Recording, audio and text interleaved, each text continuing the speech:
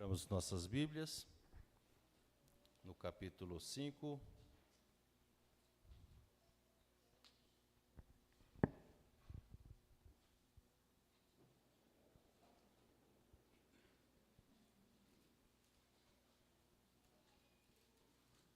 Capítulo 5 da carta de Tiago,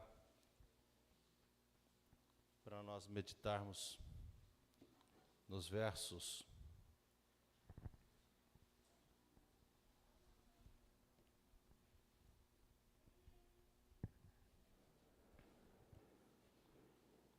7 a 11. Diz assim o texto da palavra do Senhor: Sede, pois, irmãos, paciente, até a vinda do Senhor. Eis que o lavrador aguarda com paciência o precioso fruto da terra, até receber as primeiras e as últimas chuvas. Sede vós também pacientes e fortalecei o vosso coração, pois a vinda do Senhor está próxima. Irmãos, não vos queixeis uns dos outros, para não seres julgados. Eis que o juiz está às portas. Irmãos, tomai por modelo no sofrimento e na paciência os profetas, os quais falaram em nome do Senhor. Eis que temos por felizes os que perseveraram firmes. Tendes ouvido da paciência de Jó, e vistes que fim o Senhor lhe deu? Porque o Senhor é cheio de terna misericórdia e compassivo.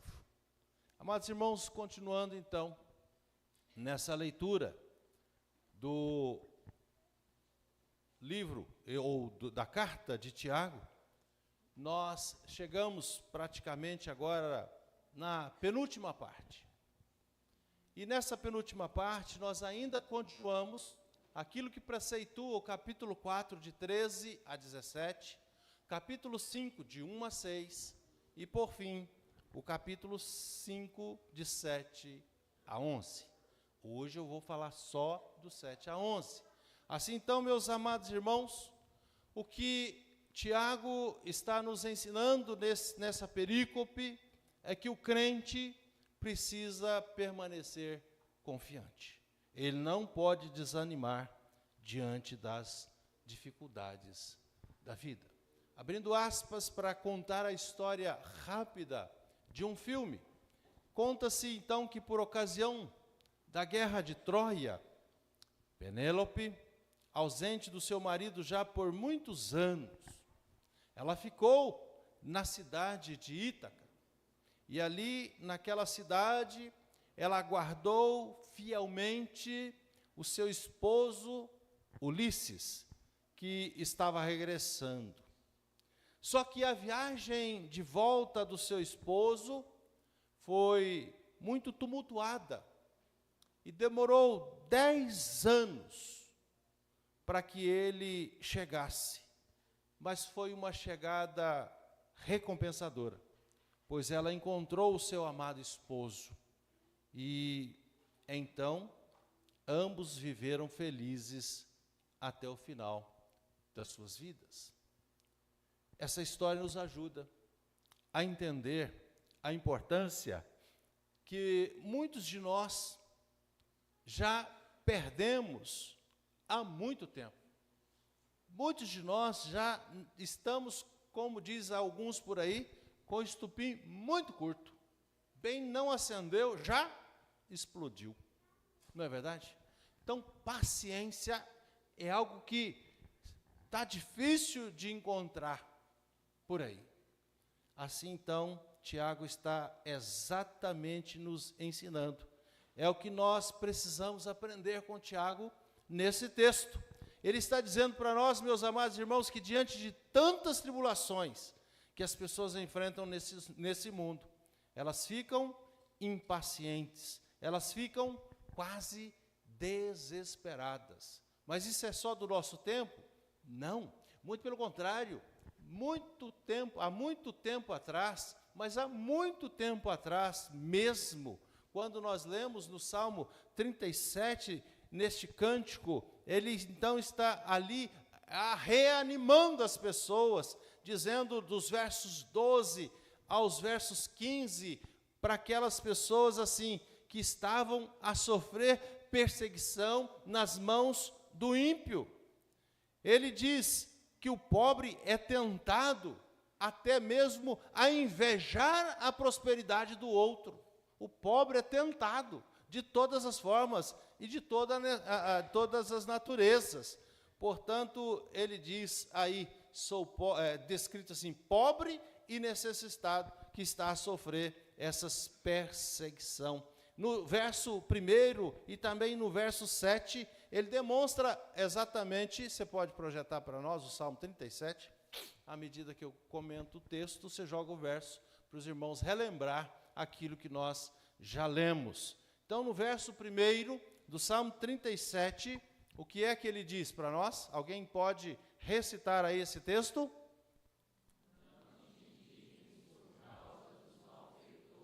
Nem tenha inveja deles. Nem tenha inveja deles. Agora o projeto 7. Verso 7. Todo mundo. Cadê o 7? Não está conseguindo colocar? Ah, sim, está lá. Descansa, vamos lá. E não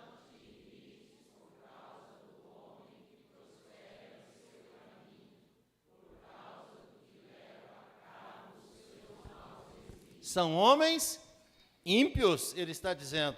Então, nessa situação, o salmista incentiva o justo a descansar no Senhor, aqui no verso 7. A deixar a ira, coloca o verso 8. Deixa a ira, porque nós estamos muito impacientes. Então, o que ele está falando aí, todo mundo junto? Deixa, abandona. Vai, como diz na linguagem do jovem, vai dar ruim. Vai dar ruim. E agora, quando você projeta dos versos 34 em diante até os versos 40, ele fala em defender o justo e destruir o ímpio. Ali o Senhor está dizendo assim, espera, todo mundo, no Senhor, segue o seu caminho, e você vai, ele vai te abençoar. Fica tranquilo, tenha paciência, o Senhor vai te abençoar. Então Tiago escreve, meus amados irmãos, as pessoas justas. Ele está escrevendo às pessoas que ele sabe que estão sofrendo nas mãos dos ímpios, principalmente os pobres que estavam ali em situação semelhantes ou em circunstâncias semelhantes. E o seu conselho é o mesmo conselho do salmista no Salmo 137. Ele está dizendo para aqueles irmãos, sede paciente até a vinda do Senhor, porque na vinda do Senhor eles serão julgados e vocês serão libertos. Vocês serão libertos das unhas desses capetas. Portanto, meus amados irmãos, Paulo escrevendo aos Romanos, no capítulo 9, no verso 22, ele diz, que diremos, pois, se Deus, querendo mostrar a sua ira e dar a conhecer o seu poder, suportou com muita longanimidade os vasos de ira preparados para... Vocês podem dizer comigo, preparados para? O dia deles vai chegar. O dia deles vai chegar. Para tanto, meus amados irmãos, veremos nesse texto, em primeiro lugar, que nós, como crentes, se estamos sofrendo, nós devemos perseverar até o dia de Cristo, ou até o dia que Cristo nos chamar, até o dia que Cristo nos convidar para o nosso lar celestial. Persevere, ou então que Cristo volte antes. Portanto, ele diz, sedes, irmãos, pacientes até a vinda do Senhor. E eis que o lavrador aguarda com paciência o precioso fruto da terra, até receber as primeiras e as últimas chuvas. Sede também vós pacientes, e fortalecei o vosso coração, pois a vinda do Senhor está próxima. Se naquela época já estava próxima, se naquela época ele já sentia que Jesus estava às portas, imagina hoje, 2000 anos depois.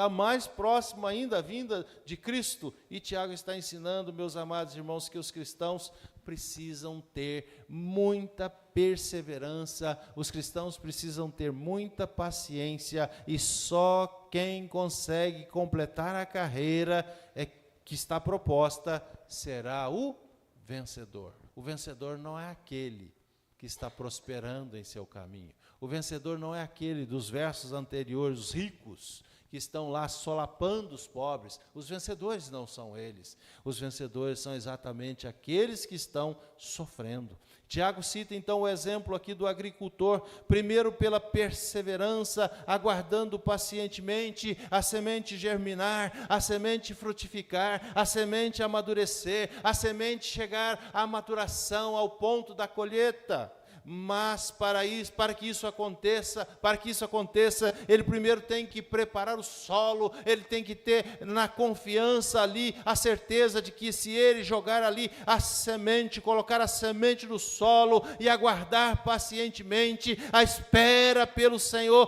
não é algo estático, não é algo contemplativo, a espera para o Senhor é algo dinâmico. Nós precisamos esperar pelo Senhor, mas nós precisamos fazer alguma coisa. Nós não podemos ficar parados, de braços cruzados, já que Cristo vai voltar, eu vou ficar aqui esperando. Não fica não, senão você vai ficar. Não fica esperando aqui não, vai trabalhar, vai fazer alguma coisa. É isso que ele está dizendo. Para que isso aconteça, o produtor precisa preparar o solo, colocar a semente e aguardar com paciência. Primeiro, ele planta, e sem haver esforço, não há nenhuma possibilidade, não há nenhuma esperança de colheita. Portanto, esperar com paciência até o fim é algo que impõe atitude corretas, atitude concretas, atitude dinâmicas, atitude eficazes, atitude ativa. Como ele diz, como João diz em Apocalipse 2:10, mostrando com clareza que a perseverança do crente deve ser exercitada, a confiança do crente deve estar lá em todo o tempo. Ele está dizendo: sê fiel até a morte, dar-te-ei a coroa da vida. Mas para isso nós precisamos ser persistente, fiel, perseverante. É lamentável, meus amados irmãos, a nossa situação hoje. É lamentável. A nossa igreja deveria ser, nessa cidade, a maior igreja evangélica dessa cidade. A pergunta é: por que a nossa igreja não é a maior igreja evangélica dessa cidade? Ao observarmos sem muito esforço, nós vamos encontrar, meus amados irmãos, muitos e não poucos que não são perseverantes na fé, não são como deveriam ser, são oscilantes, suas práticas espirituais demonstram um distanciamento entre a fé e a razão, entre a fé e a prática, entre aquilo que ele professa como fé e aquilo que ele pratica no seu dia a dia. Vejam as nossas reuniões semanais de oração, são reuniões vazias, são reuniões que estão ali sem a presença dos crentes. Alguns deles, podemos dizer assim, estão trabalhando, mas tem alguns que, mesmo tendo que trabalhar, ainda vêm para a reunião de oração, sai correndo para o trabalho, mas está conosco para prevalecer firme nesses momentos difíceis da nossa vida. Nós precisamos seguir, meus amados irmãos, as orientações, primeiro, da comunhão com Deus. Se não tivermos comunhão com Deus, se não tivermos uma vida de oração, se não tivermos uma vida de meditação, se não tivermos leitura da palavra de Deus, nós vamos sucumbir. Por que muitos sucumbem? Por que muitos se vão? Por que muitos desfalecem? Porque falta essa base. Essa base não pode faltar na nossa vida. Nós precisamos participar, meus amados irmãos, ativamente dos serviços religiosos. Nós precisamos nos envolver na missão da nossa igreja. Nós precisamos testemunhar como cristãos autênticos em todos os lugares, por onde quer que nós formos. não se conformar com as práticas mundanas. Há muitos de nós que não vê nenhuma, ou não dá nenhuma importância para, por exemplo, a praticar, a estar em um ambiente, por exemplo, recheado de coisas ímpias, de coisas mundanas. Aí você fala assim, me dá uma ideia. Eu dou várias ideias. Quantos crentes saem, às vezes, da igreja e vai correndo para os shows, vai correndo para os rodeios, porque lá vai apresentar o seu artista preferido, e ainda chega, dá licença, porque eu quero ficar na beira da grade. Chega na igreja e senta no último lugar. Mas no show do artista preferido, que deveria ser o Senhor Jesus, o preferido da sua vida, senta nos fundos. Assim então, meus amados irmãos, festas, baladas, músicas impróprios, tudo isso nos afasta de Deus. Esses dias eu estava conversando com alguém muito importante para mim, e ao falar ao telefone eu via de fundo umas músicas horripilantes, e eu dizia, por favor, troca essas músicas, coloca a música mais suave para você ouvir. São pessoas que trabalham em home office, sabe? Essas pessoas que trabalham em casa e põem o computador lá para trabalhar e põem o computador para tocar música. Mas ao invés de colocar uma música suave, uma música tranquila, uma música calma, uma música dócil, uma música que fala do reino dos céus, das coisas de Deus, coloca aquelas coisas horripilantes. E fica lá motivado naquilo ali, trabalha naquela agitação. Meu Deus! Tem misericórdia. Portanto, essas pessoas têm mais facilidade a cair na cilada dos falsos ensinos, a cair na cilada daqueles que pregam heresias, a cair na cilada daqueles que andam por aí anunciando a volta de Jesus a qualquer momento. Nós, crentes, nós precisamos nos fortalecer e fortalecermos uns aos outros na luta contra o pecado e as circunstâncias difíceis. Portanto, meus amados irmãos, a convicção dos primeiros crentes da época de Tiago era que a volta de Jesus estava iminente. Eles acreditavam plenamente que a volta de Jesus poderia acontecer a qualquer momento, e por isso eles ficavam ali, assim, pensando na confiança que eles precisavam ter na volta de Jesus. Portanto, mesmo que eles soubessem, assim como Jesus sabia, que não conhecia os tempos, nem os dias, nem a hora da sua volta, eles também não sabiam, mas eles agiam, mas eles ensinavam, e eles ficavam ali o tempo todo. Aquela geração foi a última geração que se preocupou com isso. Assim, meus amados irmãos, façamos o mesmo. Vamos agir e vamos reagir, vamos ensinar, vamos falar, porque pode ser que nós sejamos a última geração a falar sobre isso. Cuidado. Podemos ser os últimos, nesses 20 séculos, depois da nossa geração. Pode ser, meus amados irmãos, que a humanidade passe por alguns revés e nós não vamos mais conseguir falar da palavra de Deus. O conselho de Tiago para nós é o mesmo que foi dado aos seus leitores do primeiro século. Sede pacientes, fortalecei o vosso coração. Paulo, escrevendo aos Tessalonicenses, meus amados irmãos, ele faz a mesma exortação aos Tessalonicenses no capítulo 3 da sua primeira epístola, no verso 13. Ele diz àqueles irmãos, a fim de que, diz ele, a fim de que seja o vosso coração confirmado em santidade, isento, vamos lá, ler juntos?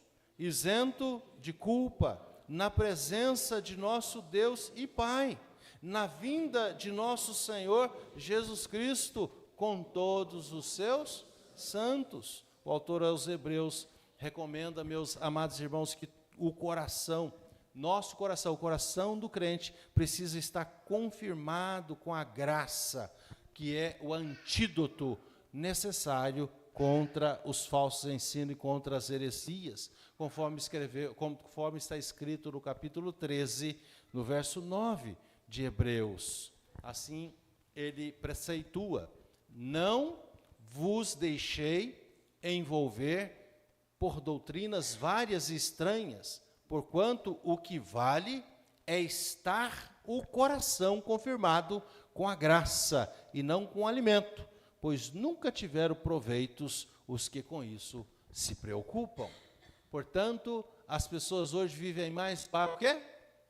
Comer, encher barriga, não é isso? Estão muito preocupados com o que comer, com o que vestir, e isso o Senhor Jesus já havia nos ensinado há 2.000 anos atrás, que isso não deveria ser as preocupações do nosso coração. Então ele recomenda, meus amados irmãos, que aqueles crentes não deveriam se apegar a essas coisas, mas deveriam se apegar à sua fé no Senhor Jesus Cristo em meio às tentações e às provações. Então, à medida que se esperava a volta do Senhor Jesus Cristo, eles precisavam ter paciência, eles precisavam se fortalecer, eles não podiam viver uma vida mundana, uma vida cheia de pecado, porque Jesus poderia voltar a qualquer momento. Isso mudou para nós?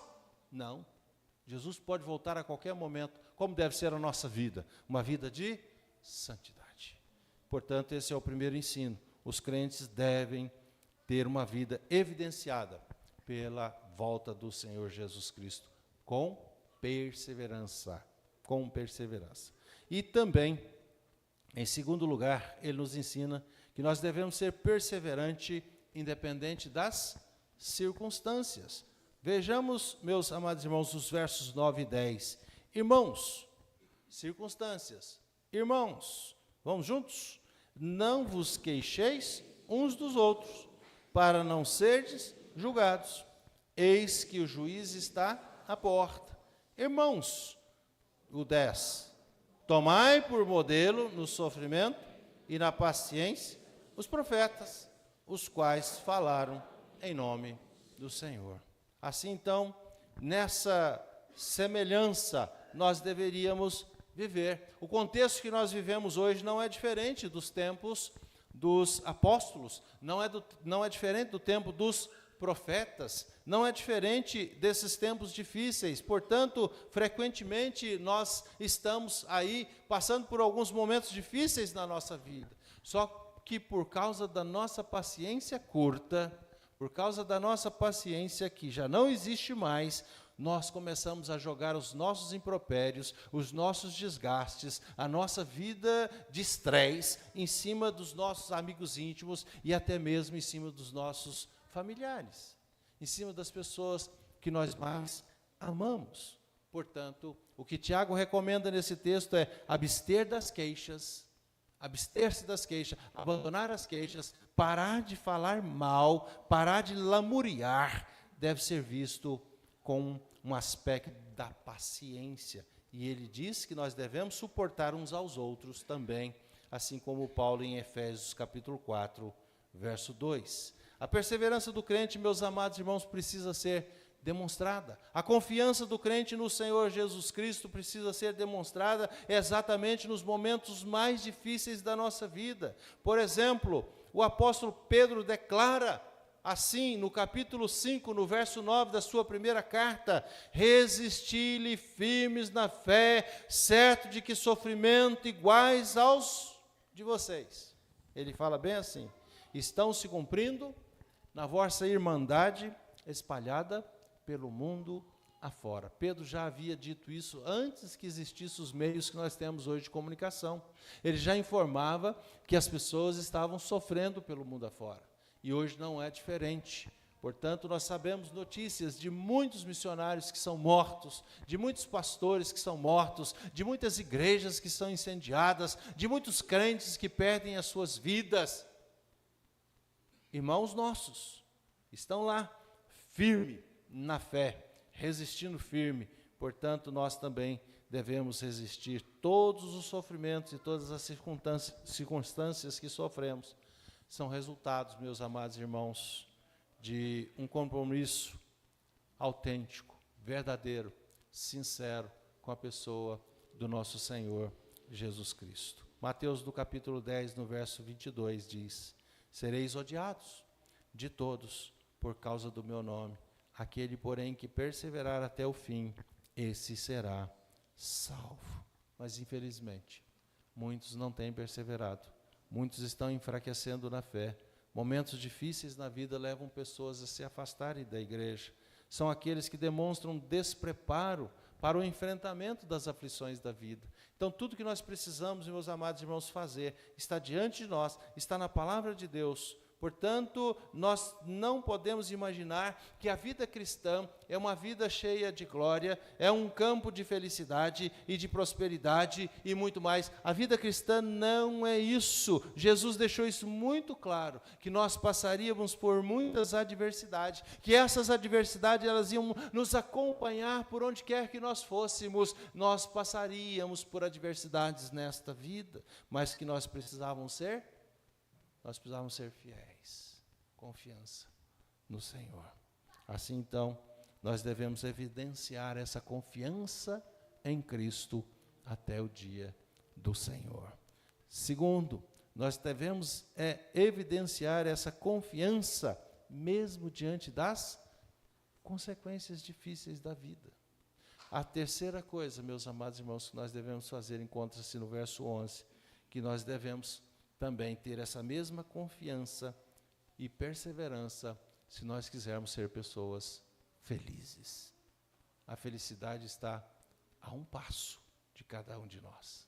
Basta nós confiarmos no Senhor. Assim ele nos diz nos versos 11. Leiamos todos juntos? Eis que temos por felizes os que perseveraram firmes. Tendes ouvido da paciência de Jó, visto que fim o Senhor lhe deu, porque o Senhor é cheio de terna misericórdia e compassivo.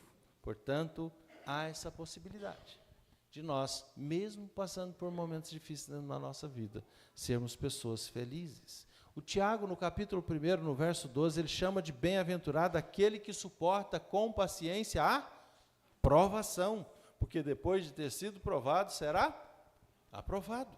O inimigo tem procurado roubar a nossa alegria. O inimigo tem procurado tirar a nossa paz o tempo todo. Ele está o tempo todo em nosso encalço e em nosso calcanhar. Jesus chamou-nos à bem-aventurança aqueles que são perseguidos por causa da justiça. Ser bem-aventurado, meus amados irmãos, não é naturalmente a mesma coisa que ser feliz.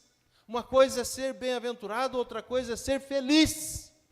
Independente, nós precisamos ser pessoas felizes. Felicidade normalmente sugere uma reação emocional. Assim, então, nós precisamos olhar para as bem-aventuranças.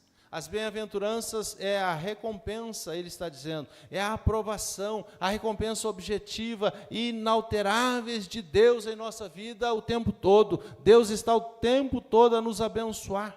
Assim como os profetas receberam essa recompensa, como diz Tiago aqui no verso 10 e no verso 11, por serem fiéis diante das tribulações da vida. Tiago fala então que se deu com Jó também como um modelo de pessoa fiel na perseverança, no sofrimento.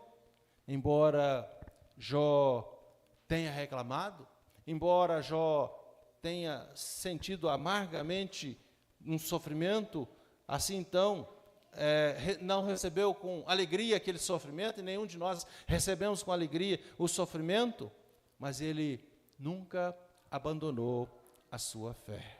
Ele continuou firme na sua fé, em meio às incompreensões da vida, diante dos sofrimentos da vida, sem compreender nada do que estava acontecendo com ele. Ele agarrou com Deus, ele se apegou a Deus, ele juntou com Deus, ele grudou em Deus, ele ficou firme com Deus. Portanto, meus amados irmãos, a submissão de Jó não é daquela que se arrasta aos pés de alguém, passiva, que nada questiona. Muito pelo contrário, Jó lutou, Jó questionou, algumas vezes até desafiou, mas a chama da fé nunca apagou do seu coração.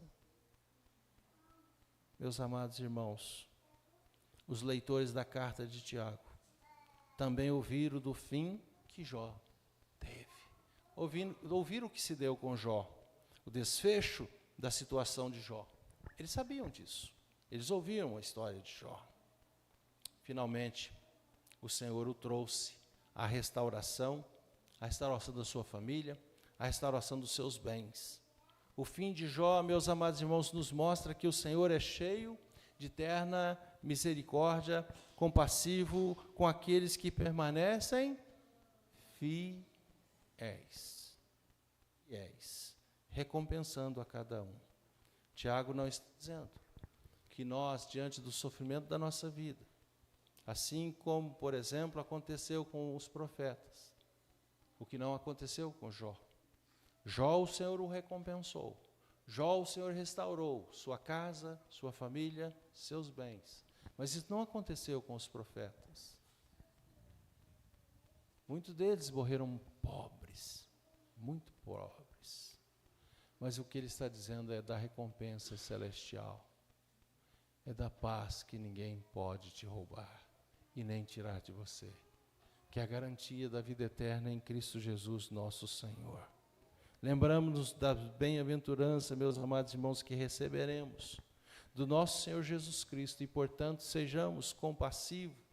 Aquele que é misericordioso não tarda, não dorme, Ele está de olho em nós, Ele está olhando para o nosso sofrimento e vendo em nós se nós somos fiéis ou se nós não somos fiéis. E é diante da nossa fidelidade e como resultado da nossa confiança em Cristo é que nós vamos prevalecer. Portanto, seja feliz diante das circunstâncias da vida. Seja perseverante até a volta de Cristo, porque o Senhor virá e não tardará. Portanto, não fique só pensando naquilo que você precisa ganhar, precisa ter. Pense naquilo que você já teve, que você já ganhou e que você já está usufruindo com bênçãos de Deus na sua vida. Quando cantamos o hino 63, nós lembramos das bênçãos de Deus, diz assim, quantas bênçãos? Diga-las de uma vez e verá surpreso quanto Deus já fez. Que Deus nos ajude, que Deus nos fortaleça, que Deus nos ampare e que Deus nos ilumine para passar por todas essas tribulações dessa forma que Tiago nos ensina nesse texto. Deus abençoe a todos.